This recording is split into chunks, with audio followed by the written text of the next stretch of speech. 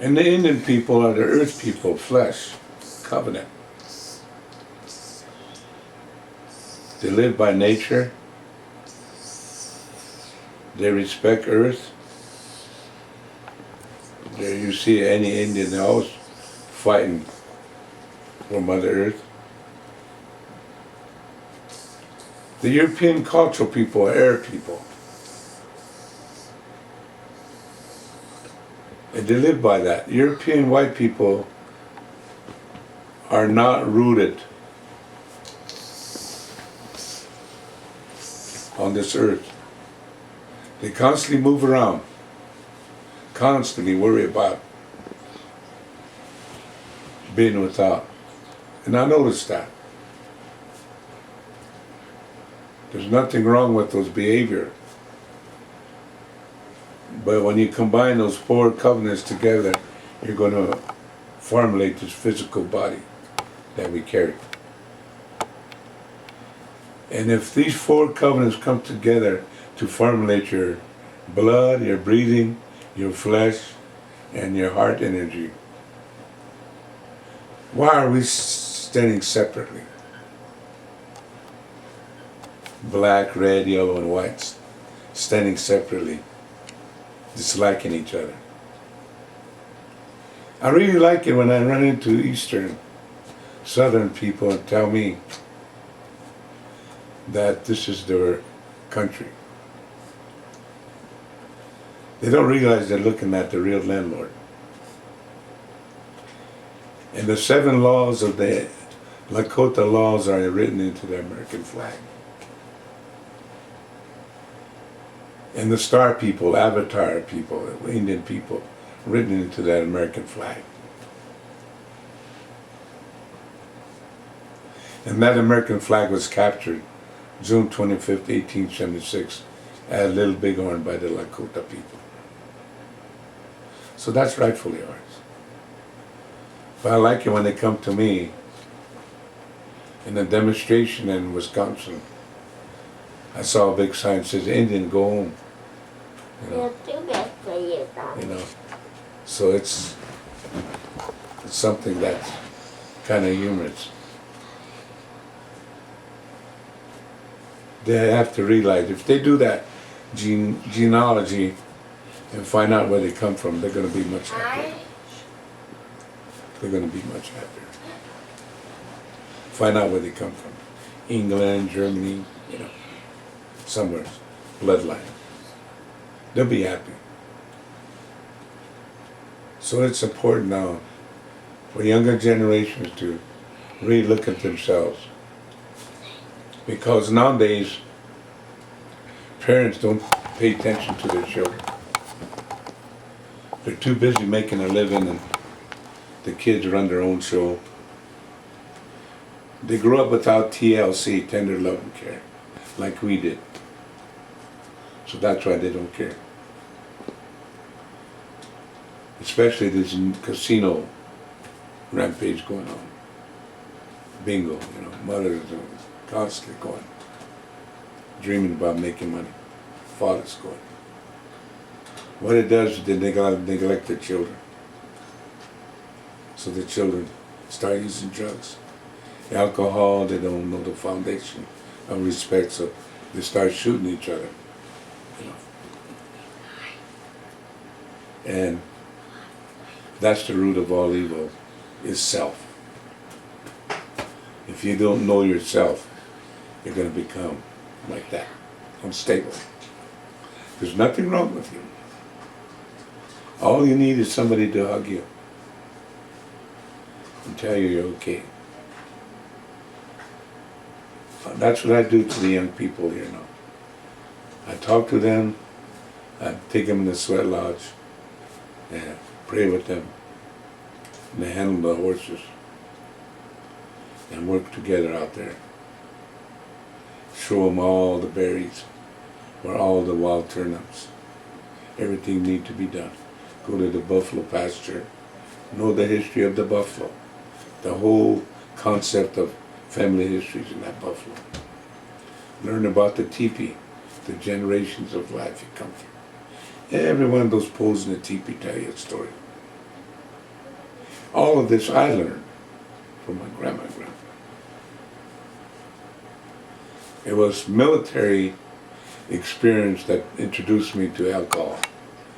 And it was an alcohol that took control of me. And it was alcohol that taught me a big lesson. It taught me could never conquer alcohol. But if I fight it, it was going to kill me. But if I surrender and I recognize alcohol and a spirit that could take me, I just recognized part of that, and I'm sober to this day. 34 years I've been. Last time I drank a half a can of beer at 419 Mount Ida, upstairs. Everybody booed me because I said I quit drinking. You know, I came down the stairs, walked down the street, and walked into detox treatment to this day. So I still have that half a can of beer weight. I don't think I'll ever drink that. But it is important for each and every one of you, young man. In order to prove yourself, look in yourself. If you have hardship in life, recognize and make friends with it. It's when you don't make friends with your anger and emotions and always feeling you're living without, then it's going to hurt you. Tender love and care is the most beautiful gift that I know about mankind. And let's not take inventories of people pointing the finger, because the three fingers point back at you. It's important. And I'm glad that you guys come a long way. You okay? You want to take a break or? Yeah. Teachers are afraid of spirituality, because that comes with death. Indian people, when we are born, we accept as our final journey of life. And we prepare for death. Indian people. Christianity, I hate to say, but teaches you fear of death. So at a funeral, in the European style, everybody goes there and make a few moment visit and take off. Native funerals, cried 4 days. You eat and you sing and dance. A lot of people of color have that kind of funeral, if you're in those. New Orleans, the pay band and escort, you know. I'm not knocking the culture that was brought here, just the behavior it brought here. You know. See, European culture, they're takers. They're not givers. This land, this earth is going to be here billions of years.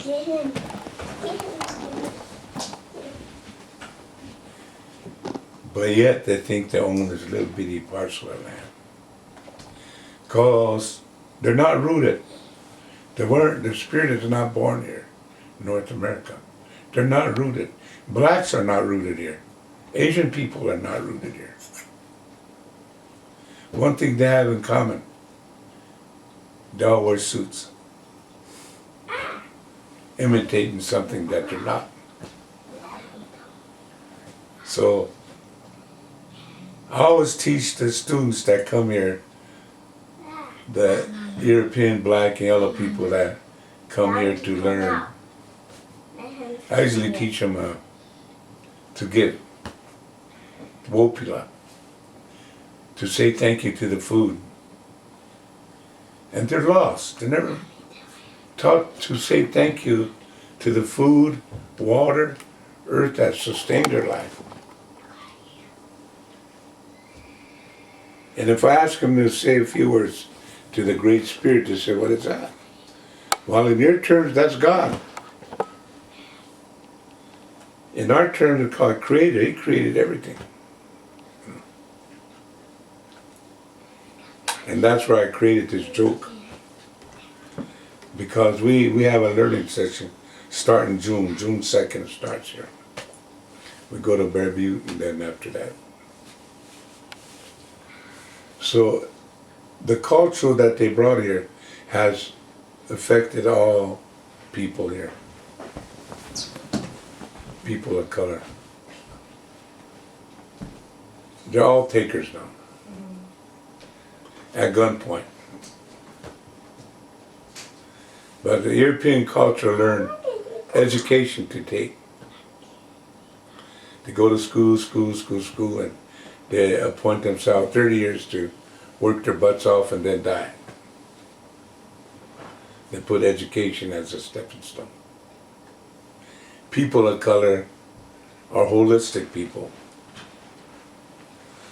So they govern their life by a holistic way, which means everything is open and free. The air is free, water is free. But the European people now, they're selling water. Now they're going to try to sell air. They do sell air because the airplane tickets that fly out there, All this. They always put a price tag on something, And for Native people, freedom is, this is our island, this is our island.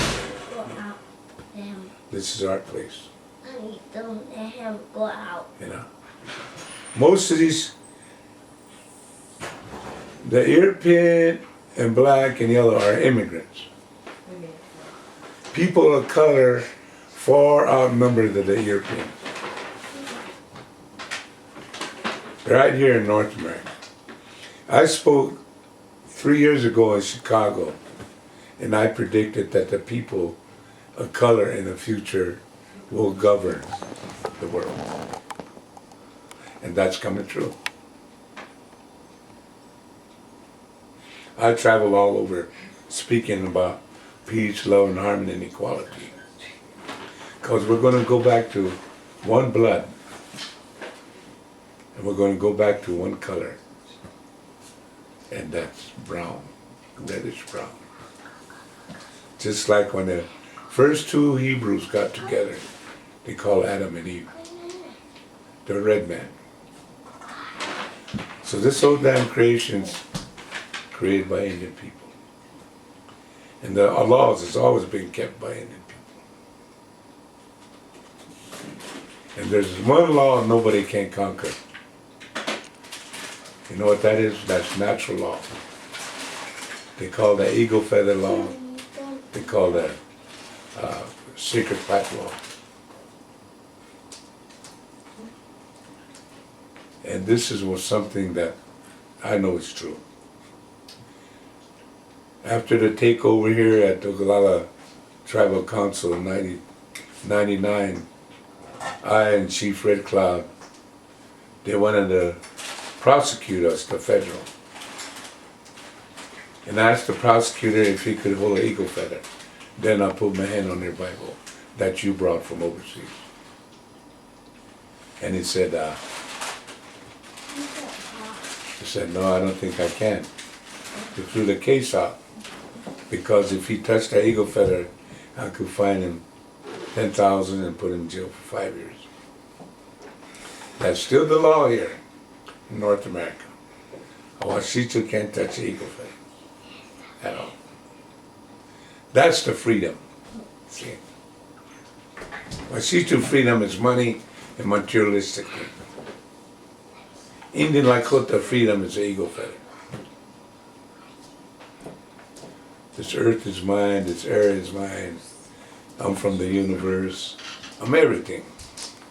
I'm the eagle, I'm the buffalo. I'm the water. I'm the earth.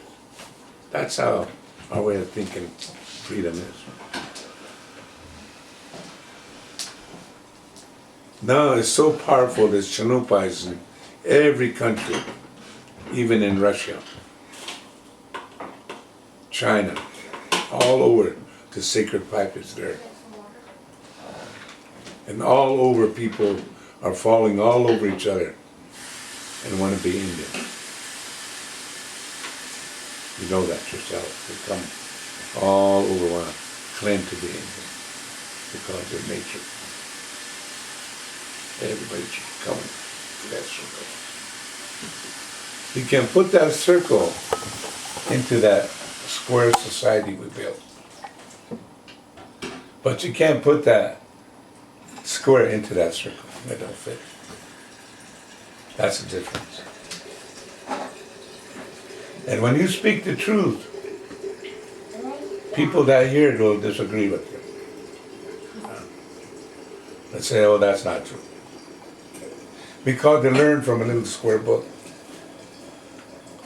I learned from the Great Spirit. All the value of the life of the Great Spirit taught me.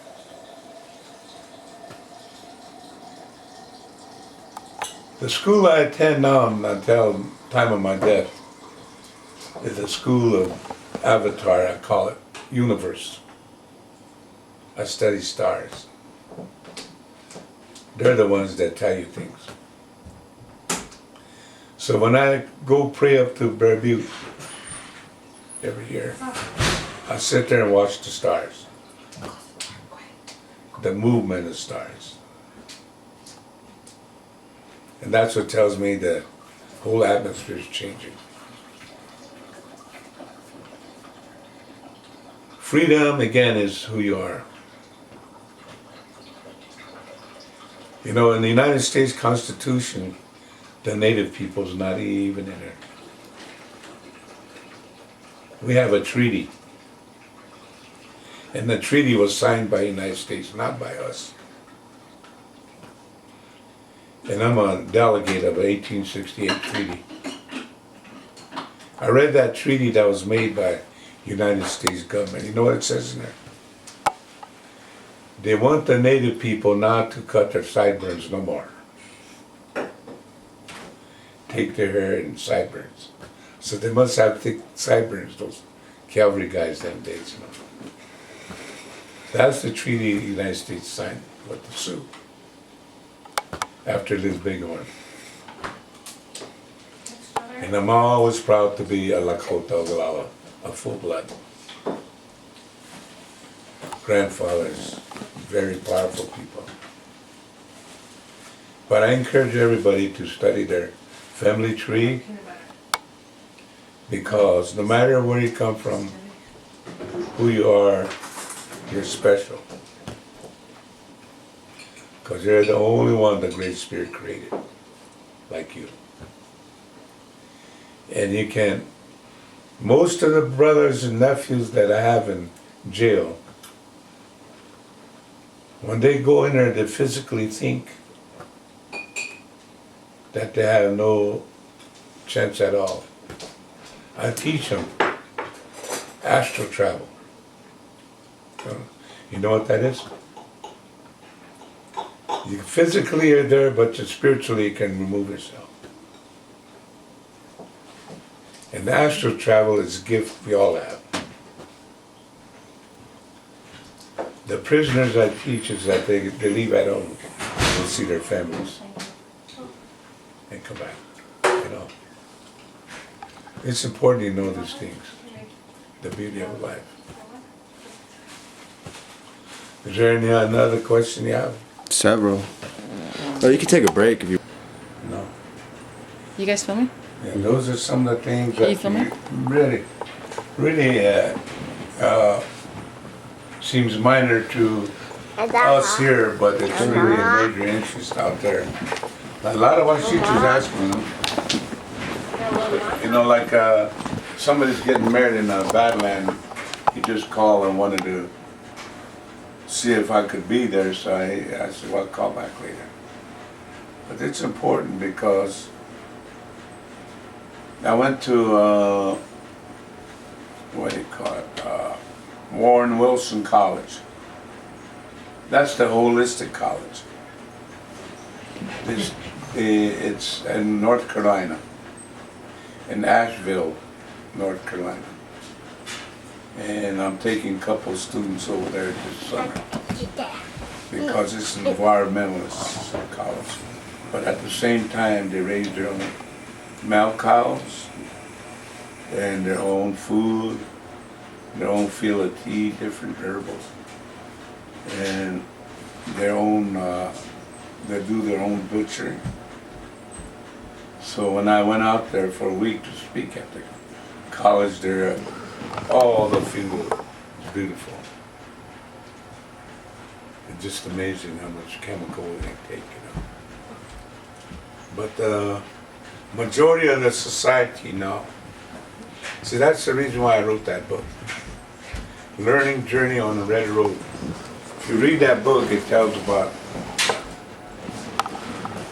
yeah. Wow. Sorry. This is all, actually this book started in 48. 48 when I first had a vision, a dream. I really didn't understand what that dream was. Yeah, let her play, let her run around. Okay. Go there, Go back there. let her play. So those are some of the things that, as you can see, the cattle and all this is. Sorry about that.